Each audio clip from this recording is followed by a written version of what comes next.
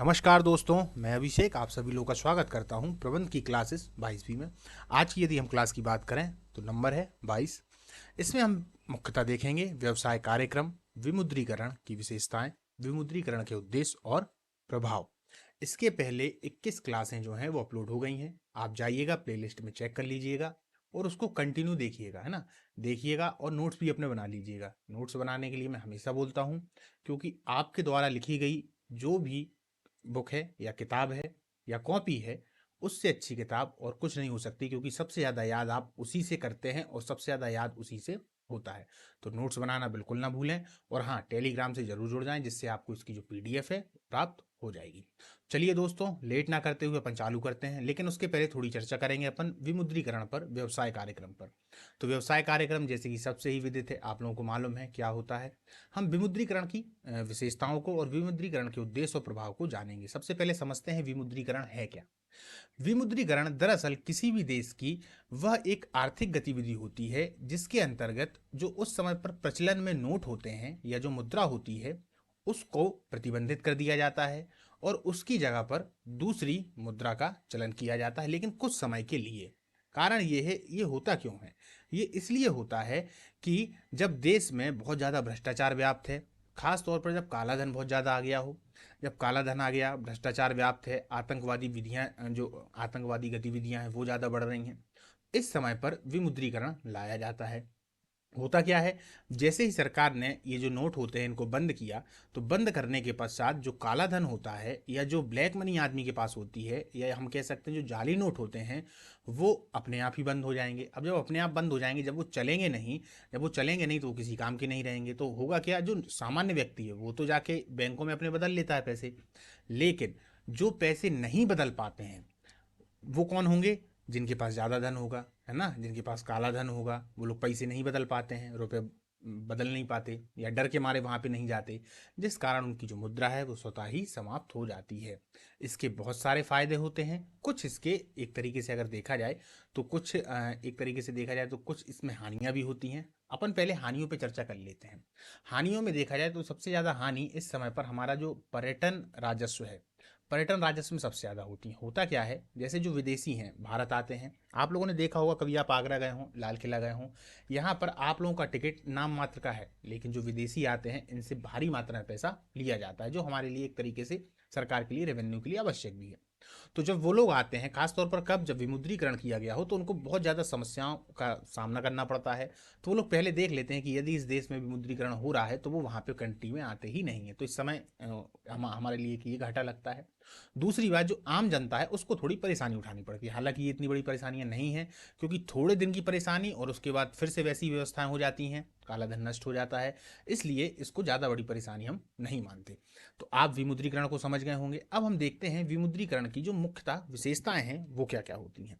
तो देखिए, सबसे पहला तो यही है कि जो काला धन रखने वाले उन पर करारा प्रहार हो जाता है ना। इसके अलावा अगर देखा जाए तो जो मुद्रा योजना है उसको बल भी मिलता है ना। व्यावसायिक गतिविधियों में अगर देखा जाए तो जो ऋण का प्रभाव है वो भी बढ़ जाता है ना। इसके अगर उद्देश्य की हम चर्चा कर लें तो उद्देश्य की मुख्यतः चर्चा होते हैं, उद्देश्य के जो मुख्यतः एक तरीके जो उद्देश्य होते हैं वो क्या क्या होते हैं। देश में व्याप्त भ्रष्टाचार को रोकना, ये पहली बात है। आतंकी गतिविधियों में प्रयुक्त होने वाले नकली जो नोट होते हैं उनको रोकना। क्या क्या अपन ने चर्चा की, देखिए, सबसे पहले ही अपन ने किसकी बात की कि देश में व्याप्त भ्रष्टाचार को रोकना, ठीक है। दूसरी अपन ने चर्चा की कि आतंकी गतिविधियों में प्रयुक्त होने वाले नकली नोटों को रोकना, है ना। विशेष रूप से अगर देखा जाए तो काले धन के संचय को रोकना। और चौथा क्या है, जनता के पास जो जमा धन है उसका मूल्यांकन करना। जनता के पास जो जमा धन है उसका मूल्यांकन करना, ठीक है। ये होता है। इसके प्रभाव क्या क्या होंगे, अगर हम प्रभाव की चर्चा कर लें दोस्तों, तो अगर हम प्रभाव की बात करते हैं तो प्रभाव में विमुद्रीकरण से जो नगद व्यवहार है ना उसमें कमी आ जाती है। क्या आ जाती है? नगद में। यानी कि जो नगद होता है ना, पैसे का लेन देन, वो अब चूंकि जब पैसा ही नहीं रहता आदमी के पास तो भाई नगद लेन देन करेगा कैसा? अब वो फिर किससे करेगा? वो करेगा अपना ट्रांजैक्शन किससे? मोबाइल के जरिए, या एक तरीके से बैंकिंग के जरिए, मोबाइल बैंकिंग के जरिए, है ना। यानी कैशलेस, जिसका सपना मोदी जी ने देखा है, कैशलेस।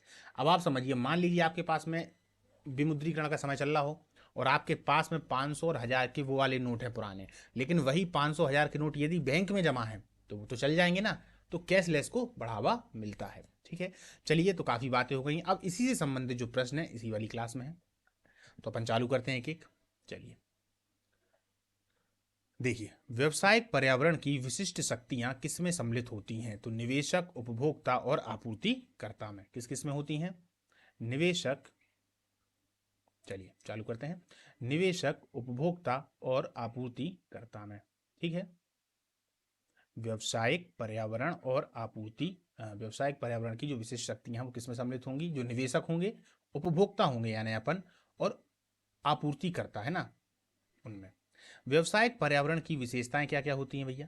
अगर इनकी हम विशेषताओं की बात करें तो ये गतिशील होंगी, अनिश्चित होंगी और जटिल होंगी। क्या क्या होंगी? इनमें गतिशीलता होगी, अनिश्चितता होगी और जटिलता होगी। किसमें? व्यावसायिक पर्यावरण की विशेषताओं में।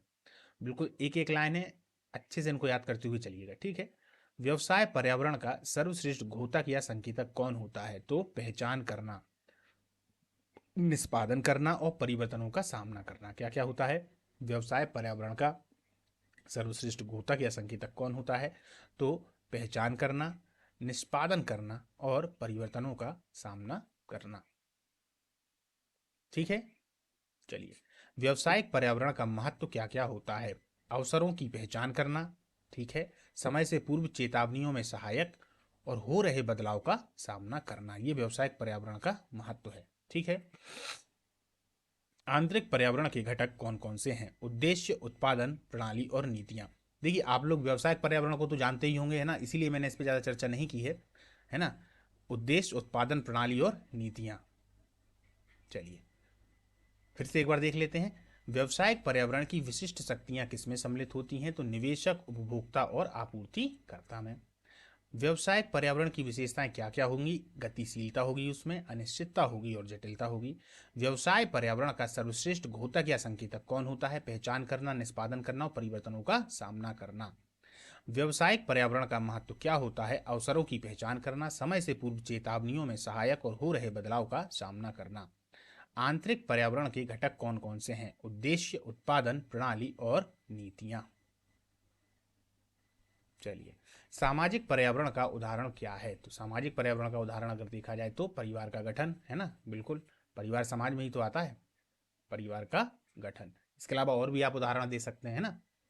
सामाजिक बदलाव से आशय उन परिवर्तनों से है जिसमें व्यवसाय के लिए अवसर तथा खतरे दोनों उत्पन्न होते हैं। पहली बात, इस पर्यावरण से संबंधित है क्या? सामाजिक पर्यावरण। ठीक है, ये पूरा है। सामाजिक बदलाव से आशय उन परिवर्तनों से है जिससे व्यवसाय के लिए अवसर तथा खतरे दोनों उत्पन्न होते हैं। वह किस पर्यावरण से संबंधित है? तो सामाजिक पर्यावरण से संबंधित है। उसी प्रकार है जो इसके ऊपर जो प्रश्न दिया गया है उसी का एक तरीके से उसी की व्याख्या है। राजनीतिक पर्यावरण के घटकों में निम्नलिखित में से कौन सा घटक सम्मिलित है? अब कौन कौन से घटक सम्मिलित होंगे राजनीतिक पर्यावरण में? विदेश नीतियां होंगी, बिल्कुल, जाति एवं वर्ग व्यवस्थाएं होंगी और राष्ट्रीय संविधान होगा। राजनीतिक पर्यावरण के घटकों में निम्नलिखित में से कौन से घटक सम्मिलित रहेंगे? विदेशी नीति होगी, जाति एवं वर्ग व्यवस्था होगी, राष्ट्रीय संविधान होगा। व्यवसायिक संचालन हेतु पारित अधिनियम कौन सा है? तो कंपनी अधिनियम 2013, बहुत इंपॉर्टेंट है दोस्तों, याद रखिएगा, 2013, प्रतिस्पर्धा अधिनियम 2002 और उपभोक्ता संरक्षण अधिनियम 1986। अपन ने इस पे काफ़ी चर्चा की है, लगभग में मेरे अंदाज से वो क्लास जो है 16वीं क्लास होगी या 15वीं क्लास होगी, एक बार देख लीजिएगा। उस क्लास को आप लोग देख लेंगे तो वहां से आपको पूरे अधिनियम दिख जाएंगे, 16, 17, है ना। इन वाली क्लासों को आप देखेंगे तो यहीं पर कंपनी के नियम भी हैं, है ना। हालांकि अभी जैसे ही आप उसको चालू करेंगे तो आप समझ जाएंगे कि वो कौन सी क्लास है, तो उनको अच्छे से कर लीजिएगा। उसमें पूरे अधिनियम जितने भी हैं, चाहे मजदूर अधिनियम हो, जो भी हो, सभी को जोड़ दिया गया है। आर्थिक नीतियां किन क्रियाओं से प्रभावित होती हैं? व्यापार, उद्योग और आर्थिक क्रियाओं से। व्यापार से, उद्योग से और आर्थिक क्रियाओं से। चलिए एक बार फिर से देख लेते हैं। सामाजिक पर्यावरण का उदाहरण क्या है? तो परिवार का गठन, है ना। सामाजिक पर्यावरण का उदाहरण क्या है? परिवार का गठन। सामाजिक बदलाव से आशय उन परिवर्तन से है जिसमें व्यवसाय के लिए अवसर तथा खतरे दोनों उत्पन्न होते हैं। इस पर्यावरण से संबंधित है सामाजिक पर्यावरण। दोनों एक दूसरे हैं, मतलब एक दूसरे की व्याख्या है। राजनीतिक पर्यावरण के घटकों में निम्नलिखित में से कौन कौन घटक सम्मिलित हैं? तो विदेश नीति, जाति एवं वर्ग व्यवस्था, राष्ट्रीय संविधान।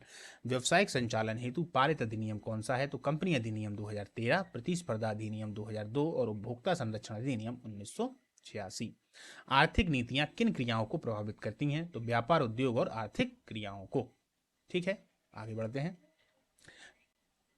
किसी भी देश की आर्थिक नीतियों में किस नीति का महत्वपूर्ण स्थान होता है? किसी भी देश की आर्थिक नीतियों में, ठीक है, किस नीति का महत्वपूर्ण स्थान होता है? तो मौद्रिक नीति और राजकोषीय नीति। बिल्कुल, मौद्रिक नीति और राजकोषीय नीति, इनका विशेष महत्वपूर्ण स्थान होता है। विदेश नीतियां किस देश में किसको प्रभावित करेंगी? किसी देश में किसको प्रभावित करेंगी? तो सामाजिक, तकनीकी और राजनीतिक वातावरण को। बिल्कुल, विदेश नीतियां सामाजिक, तकनीकी और राजनीतिक वातावरण को प्रभावित करेंगी। ठीक है। वर्ष 1991 की सुधार नीति में किस उद्योग को सार्वजनिक क्षेत्र के लिए आरक्षित रखा गया है? ये आप लोगों को अच्छे से याद है ना? आप लोगों ने पढ़ा होगा। आणविक को, मतलब अणुओं से संबंधित, परमाणु शक्ति जिसे हम बोलते हैं, ऊर्जा, रेलवे को, परिवहन को और अणु शक्ति को। ठीक है, आणविक, ऊर्जा, रेलवे, परिवहन और अणु शक्ति। ठीक है। वर्ष 1991 में ये जब से जो है तो इनको आरक्षित ही रखा गया है, मतलब इन पर कोई बाहरी व्यक्ति या बाहरी कोई कंपनियां आकर निवेश करके अपना कार्य नहीं कर सकती। भारत सरकार के अंतर्गत है, क्योंकि ये महत्वपूर्ण है भाई, इससे भारत की ताकत का भी अंदाजा लगता है। हालांकि फिर भी चल रहा है कि रेलवे का प्राइवेटाइजेशन है ना, आप लोगों ने सुन रखा होगा। चलिए, उदारीकरण का क्या अर्थ होता है? सरकारी बाध्यता एवं संशोधन में कमी। बिल्कुल, उदारीकरण का यही मतलब होता है, आप लोगों ने अर्थशास्त्र में अच्छे से पढ़ रखा होगा। एक लाइन में अगर देखा जाए तो उदारीकरण का मतलब होता है सरकारी बाध्यता और संशोधन में कमी। जो सरकार बीच बीच में मतलब अपना जो कुछ नियम, कायदे, कानून रखती है, तो इसमें थोड़ी शिथिलता बदलती है, बाजार को अपने हाथ पे छोड़ती हैं। इससे लोगों को और जो व्यवसायी होते हैं उनको फायदा भी होता है। तो ये है उदारीकरण। ठीक है, चलिए आगे बढ़ते हैं। जुलाई 2020 से कितने उद्योगों को लाइसेंस की अनिवार्यता है? चलिए, कितने उद्योगों को लाइसेंस की अनिवार्यता है? ये अगर उद्योग आपको खोलने हैं तो ये 5 प्रकार के उद्योग हैं, इनमें लाइसेंस होगा ही। अब इसमें से एक मैं आपको बता देता हूँ, जिसमें दवाइयों से संबंधित है ना, केमिस्ट है ना, दवाइयों से संबंधित। अब आपको एक या दो, इसके अलावा दूसरा कौन सा है? जो नशीले पदार्थ होते हैं, जैसे शराब, सिगरेट, ये सब है ना। अब एक या दो आपको मालूम हो तो कमेंट बॉक्स में लिखिएगा। चलिए, वैश्वीकरण की विशेषताएं क्या क्या होती हैं? आयात शुल्क में कमी, निर्यात शुल्क को हटाना और बहुराष्ट्रीय कंपनियों का विकास। वैश्वीकरण की विशेषताएं क्या क्या होती हैं? आयात शुल्क में कमी, बिल्कुल, निर्यात शुल्क को हटाना और बहुराष्ट्रीय कंपनियों का विकास, यही होता है वैश्वीकरण की विशेषताएं। थोड़ा सा गौर करेंगे तो समझेंगे। आयात शुल्क यानी जो आने वाला शुल्क है उसमें कमी हो गई, निर्यात शुल्क को हटा दिया यानी जाने वाला सभी एकदम फ्री हैं, और बहुराष्ट्रीय कंपनियों का विकास, यही वैश्वीकरण की विशेषताएं हैं। एलपीजी पैकेज की घोषणा किस तत्कालीन वित्त मंत्री के द्वारा की गई? तो मनमोहन सिंह के द्वारा। अब आप कहेंगे भाई साहब ये तो प्रधानमंत्री थे। भैया, प्रधानमंत्री बाद में बने हैं, उसके पहले ये महत्वपूर्ण वित्त मंत्री थे, बहुत गजब के अर्थशास्त्री हैं। ऐसा मैं नहीं, भारत के बड़े बड़े लोग कहते हैं। हाँ, मनमोहन सिंह जी एक कह सकते हैं कि एक सही प्रशासक नहीं है, यानी निर्णय वो नहीं ले पाते हैं। बाकी उनके अंदर ज्ञान बहुत है ना, अर्थशास्त्र से संबंधित बहुत सारे कार्य किए हैं उन्होंने। एलपीजी पैकेज एलपीजी पैकेज की जो घोषणा है वो इन्हीं के द्वारा की गई थी, है ना। चलिए, नई आर्थिक नीति के अंग कौन से हैं? तो नई आर्थिक नीति के अंग हैं उदारीकरण। अभी अपन ने देखा कि उदारीकरण क्या है ना, जो सरकार है उसकी जो हस्तक्षेप है उसको कम करना। कौन सरकारी नीतियों में परिवर्तन का व्यवसाय एवं उद्योग पर प्रभाव का वर्णन नहीं करता? तो कृषि में परिवर्तन कौन सरकारी नीतियों में परिवर्तन का और व्यवसाय एवं उद्योग पर प्रभाव का वर्णन नहीं करता? तो कृषि में परिवर्तन। अब देखिए, केंद्र सरकार ने 8 नवंबर 2016 को किन नोटों का विमुद्रीकरण किया था? तो 500 का और 1000 का। इसके पहले जब विमुद्रीकरण हुआ था तो वो कब हुआ था दोस्तों? 1977-78 में। ठीक है, 1977 और 78 में। उस समय कितनों का किया गया था? तो 1000 से लेके 5000 तक का। ठीक है, 5000 तक का। और सबसे पहले कब किया गया था? तो ये किया गया था 1946 में, यानी 3 बार विमुद्रीकरण अभी तक में हो चुका है। तीनों को याद रखिएगा, 46 में, 77-78 में और 2016 में। कब? 8 नवंबर को। आप लोगों को याद आ रहा होगा, जब बैंक में खड़े रहते थे, लाइन लगाए रहते थे, है ना। बहुत सारे गांव वाले व्यक्तियों को तो डर लगने लगा था कि भैया मोदी जी हमारे पूरे पैसे ही लूट लेंगे। ऐसा भ्रम वहाँ पर फैलाया जा रहा था। देखिए, आप लोग देखेंगे कि समाज में कुछ व्यक्ति इस तरीके के होते हैं कि उनको खुद तो कुछ करना नहीं है, और समाज के लिए तो वो कभी कुछ करते ही नहीं है। हाँ, उनको अगर थोड़ी सी समस्या हो गई तो सारा जिम्मा पूरा सरकार के ऊपर थोप देते हैं। यार आप ये बताइए, आप भारत के निवासी हैं, अगर आप मान लीजिए नोटबंदी के समय पर एक दो दिन बैंक में एक दो घंटे आप खड़े हो गए तो आपने क्या कर दिया है? कोई बहुत बड़ा काम कर दिया या बहुत बड़ी आपको परेशानी हो गई। कुछ समय का रहता है, फिर कुछ समय के बाद सब चीज़ें सही हो गई, है ना। तो ये बड़े लेवल पे नहीं सोचते, दूरगामी व्यक्ति नहीं होते कि वो ये सोचें कि यार आगे चलकर ये चीज़ हमारे लिए ही सही हो जाएगी, क्योंकि चीज़ें सस्ती होंगी, काला धन जाएगा। जो मजबूत व्यक्ति बैठे हुए हैं काला धन दबा के, है ना, जाली नोट लेके, उनके सब वो खत्म हो जाएंगे, तो उनको उनसे मतलब ही नहीं रहता। उनको सिर्फ मतलब होता है कि उनका एक दिन बेकार हो गया, वो खड़े थे तो बस जब से फिर वही वही गाते फिरेंगे और विरोध करते हुए फिरेंगे। ये वही व्यक्ति हैं जिनको ना तो ज़्यादा बातें मालूम होती हैं, ना कुछ उनको जानकारी होती है, बस कही कहाई बातों को उन्हीं को दोहराते हैं, तो विरोध करना उनका काम होता है। चलिए आगे बढ़ते हैं। 12वीं पंचवर्षीय योजना की अवधि क्या है? तो 2012 से 2017। तो अब यहीं से आपको 13वीं भी याद हो जानी चाहिए, है ना। 13वीं कौन सी होगी? तो 2017 से 2023। ठीक। चलिए, सेज का अर्थ क्या है? तो सेज का अर्थ है विशेष आर्थिक क्षेत्र। सेज का क्या अर्थ है दोस्तों? विशेष आर्थिक क्षेत्र। सेज का क्या अर्थ है? तो विशेष आर्थिक क्षेत्र। नई आर्थिक नीति किस वर्ष घोषित की गई? तो 1990 में। नई आर्थिक नीति किस वर्ष घोषित की गई थी? 1990 में। प्रथम बार विमुद्रीकरण कब किया गया? 1946। देखिए, मैंने आपको बताया था प्रथम बार विमुद्रीकरण कब किया गया, तो 1946। इस समय भी 5,000 से लेके 1,000, 5,000 और 10,000 तक के नोटों को बदला गया था। केंद्र सरकार ने तीसरी बार विमुद्रीकरण कब किया? तो ये अभी मोदी जी के समय पे 8 नवंबर 2016 को। ठीक है। वह प्रक्रिया जिसके अंतर्गत वातावरण में किसी संस्था के लिए उपलब्ध अवसरों में व्याप्त संकटों को जाना व समझा जा सके, वह उसे क्या कहते हैं? वातावरण विश्लेषण। क्या कहेंगे? वातावरण विश्लेषण। दोस्तों, आप लोगों को याद होगा इस नोटबंदी के समय पर बहुत सारी खबरें ऐसी आ रही थी कि खेतों में जले जलाए नोट मिले, है ना, खेतों में कुतरे कुतराए, वो जिससे चारा काटते हैं ना, उससे नोटों को पूरा काट दिया गया। क्योंकि उनको मालूम था भाई कि उनके पास में जो धन है वो पूरी तरीके से समाप्त हो चुका है, उनके अंदर जो शक्ति थी, जो ताकत थी, वो खत्म हो गई। क्योंकि भाई वो बंदा बैंक जा नहीं सकता, बैंक में बदलवाएगा नहीं, बदलवाने के लिए उसको कारण बताना पड़ेगा इतना पैसा कहाँ से आया। तो चूंकि वो पूरी ब्लैक मनी जितनी भी थी वो सब की सब नष्ट हो गई, है ना। और जो आदमी के पास में सही पैसा था तो वो उनके पास में बना रहा, उनका कुछ नहीं हुआ, बस थोड़ी लाइनों में लगना पड़ा, थोड़ी समस्या होनी पड़ी। चलिए, देश के युवा तो इन चीज़ों को समझते हैं। देखिए, जो भी पढ़ा लिखा व्यक्ति होगा और इस लाइन में होगा तो वो इन चीज़ों को समझता है और सरकार का भी साथ दिया करता है। बस समस्या उनसे है जो थोड़े से उम्र दराज ज़्यादा हो गए हैं, जिनको ज़्यादा जानकारी तो नहीं है पर कहीं कहीं बातों पर आ जाते हैं और अपना ज्ञान देने लगते हैं। चलिए आगे बढ़ें। चलिए एक बार इसको फिर से देख लेते हैं, इंपॉर्टेंट है ये वाली स्लाइड। 12वीं पंचवर्षीय योजना की अवधि क्या है? तो 2012 से 2017 तक। इसको याद रखिएगा, इससे आप 13वीं भी याद कर लेंगे, पीछे वाली भी याद कर लेंगे। कुछ ऐसी थी जब आपातकाल वगैरह लगा था तो जिसमें वो ऊपर नीचे हो गया था उनका सन। चलिए, सेज का अर्थ क्या होता है? तो विशेष आर्थिक क्षेत्र। क्या होता है? विशेष आर्थिक क्षेत्र। नई आर्थिक नीति किस वर्ष घोषित की गई थी? तो 1990 में। किस वर्ष की गई थी? 1990 में। प्रथम बार विमुद्रीकरण कब किया गया? तो 1946 में किया गया। केंद्र सरकार ने तीसरी बार विमुद्रीकरण कब किया? तो 8 नवंबर 2016 को किया। वह प्रक्रिया जिसके अंतर्गत वातावरण में किसी संस्था के लिए उपलब्ध अवसरों में व्याप्त संकटों को जाना व समझा जा सके, उसे क्या कहेंगे? तो वातावरण विश्लेषण। ठीक है। चलिए आगे बढ़ते हैं। वातावरण विश्लेषक इस संबंध में किसका संकलन, विश्लेषण व मूल्यांकन किया जाता है? तो इसमें क्या किया जाता है? तथ्य, सूचनाओं और आंकड़ों का। किस किस का किया जाएगा? तथ्यों, सूचनाओं का और आंकड़ों का। ठीक है। वातावरणीय विश्लेषण, ये कथन है, वातावरणीय विश्लेषण एक प्रक्रिया है जिसके द्वारा व्यूह रचनात्मक नियोजन अपने उपक्रम के लिए अवसरों और चुनौतियों को निर्धारित करने हेतु आर्थिक सामाजिक कार्य की पूर्ति करता है तथा बाजार दशाओं का मूल्यांकन करते हैं। कथन किसका है? गुलिक का।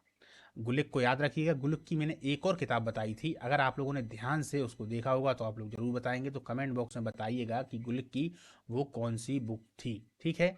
चलिए, वातावरण में व्याप्त अवसरों का खतरों का आकलन एवं उनके प्रभाव को जानना क्या कहलाता है? तो वातावरण विश्लेषण और पर्यावरण निदान क्या कहलाता है?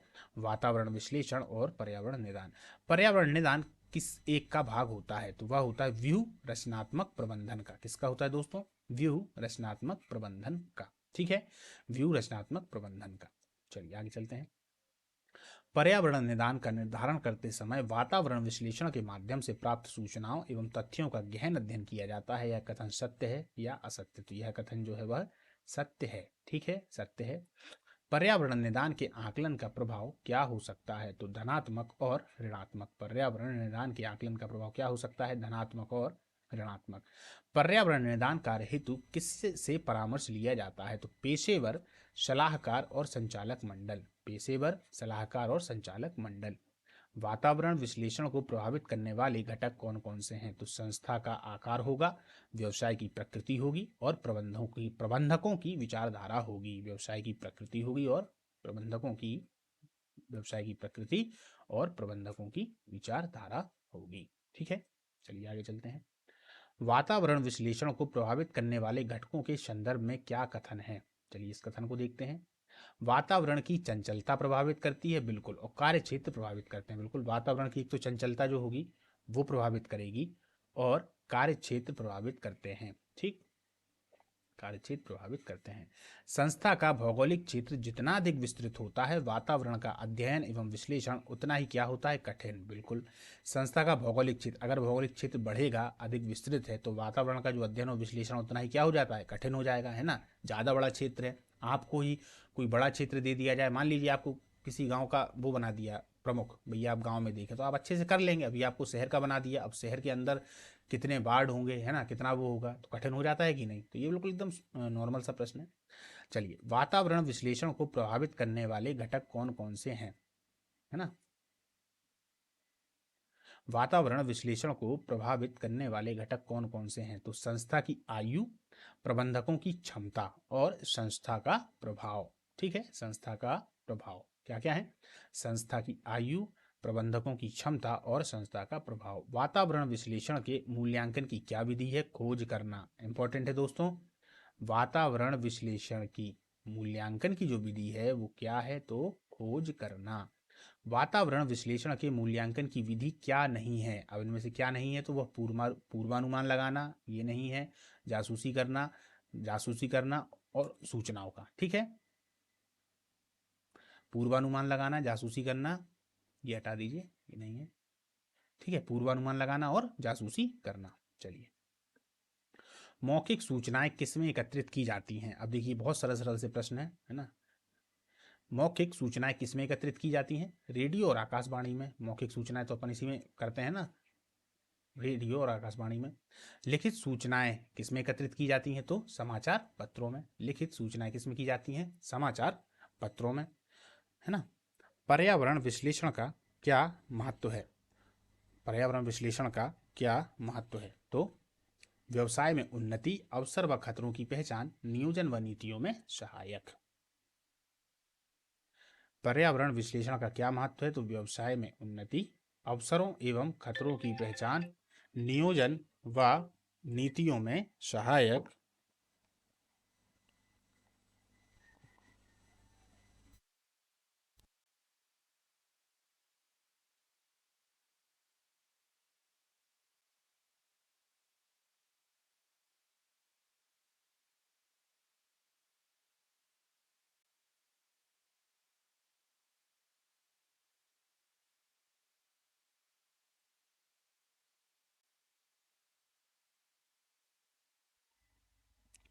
चलिए दोस्तों, पर्यावरण विश्लेषण का क्या महत्व है? तो व्यवसाय में उन्नति, अवसरों व खतरों की पहचान, नियोजन व नीतियों में सहायक।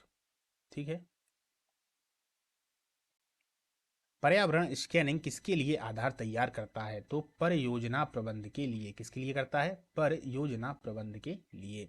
विश्लेषण का क्या महत्व होता है? बाह्य आंतरिक वातावरण के अनुसार निर्णय लेना और पर्यावरण विश्लेषण नियोजन व नीतियों का निर्धारण करने में सहायक होते हैं। देखिए, विश्लेषण का क्या महत्व होता है? यह आंतरिक वातावरण के अनुसार निर्णय लेना और पर्यावरण विश्लेषण नियोजन व नीतियों का निर्धारण करने में सहायक होते हैं। वातावरण विश्लेषण की तकनीक क्या है? तो अवसर परिदृश्य तकनीक और स्वॉट विश्लेषण तकनीक या स्वैट स्वैट विश्लेषण तकनीक। इससे बहुत ज्यादा प्रश्न आते हैं, इसको समझते हुए चलिएगा। स्वैट है ना। चलिए, जब ये वातावरण विश्लेषण की तकनीक है, एक तो अवसर परिदृश्य तकनीक है और एक स्वैट विश्लेषण तकनीक है। अब देखिए, संस्था के आंतरिक व बाहरी वातावरण को समझने के लिए किसका प्रयोग किया जाएगा? स्वैट विश्लेषण तकनीक। ये देखिए, इसको समझिए, SWOT। इसका फुल फॉर्म बहुत बार आता है, सीधा सीधा आएगा, या चारों में से किसी के बारे में पूछ लेंगे, अभी सबकी चर्चा की है अपन ने। स्वैट अंग्रेजी भाषा की कितने शब्दों से मिलकर बना हुआ है? ये तो आप बता ही देंगे दोस्तों, 4 शब्दों से, है ना। स्वैट का प्रयोग होता है पर्यावरण और समस्याओं में। किस किस में होगा? पर्यावरण और समस्याओं में। समस्याओं को स्ट्रेटजी भी आ जाए तो समझ जाइएगा, स्ट्रेट जी, ठीक है।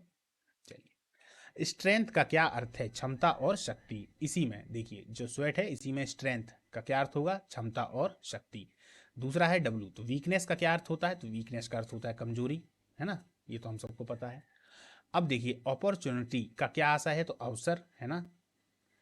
और टी का क्या अर्थ है? तो टी का अर्थ होता है समस्या। क्या होता है दोस्तों? टी का अर्थ समस्या। कौन सी विधि में वातावरण को विभिन्न वर्गों में विभाजित किया जाता है? वह संस्था पर प्रत्येक वर्ग के प्रभाव का विश्लेषण ज्ञात किया जाता है। तो अवसर परिदृश्य विधि। किसमें? अवसर परिदृश्य विधि। कौन सी विधि में वातावरण को विभिन्न वर्गों में विभाजित किया जाता है? वह संस्था पर प्रत्येक वर्ग के प्रभाव का विश्लेषण किया जाता है। तो क्या है? अवसर परिदृश्य विधि। चलिए, स्वैट का जो पूरा फुल फॉर्म है वो लोग आप कमेंट बॉक्स में जरूर लिखिएगा। चलिए दोस्तों, तो आज की जो अपनी क्लास है वो यहाँ पे समाप्त होती है। कल मिलेंगे अगली क्लास के साथ में। आप लोगों को उसका PDF चाहिए हो तो टेलीग्राम से जुड़ना बिल्कुल भी ना भूलें। और हाँ दोस्तों, मेहनत का कोई विकल्प नहीं होता, है ना। मेहनत जो है, इसका कोई भी विकल्प नहीं है। कोई कितना बोल दे, जुगाड़, है ना, ट्रिक, इन सब पे मैं कभी विश्वास नहीं करता, ना मैं किसी को बोलता हूँ विश्वास करने के लिए। आप लगातार निरंतरता और मेहनत बनाए रखें। और वैसे भी दोस्तों, मैं पढ़ाई को मेहनत कभी समझता नहीं हूँ, ना किसी को बताता हूँ कि पढ़ाई कोई मेहनत है। क्योंकि ये शब्द आजकल प्रचलन में ज़्यादा है, इसलिए इसकी चर्चा कर लेता हूँ। बाकी पढ़ाई में कोई मेहनत नहीं है। अगर आपके अंदर उत्साह है तो बहुत अच्छे से होता है और मज़ा भी बहुत आता है ना। चलिए दोस्तों, मिलते हैं अगली क्लास में। नमस्कार।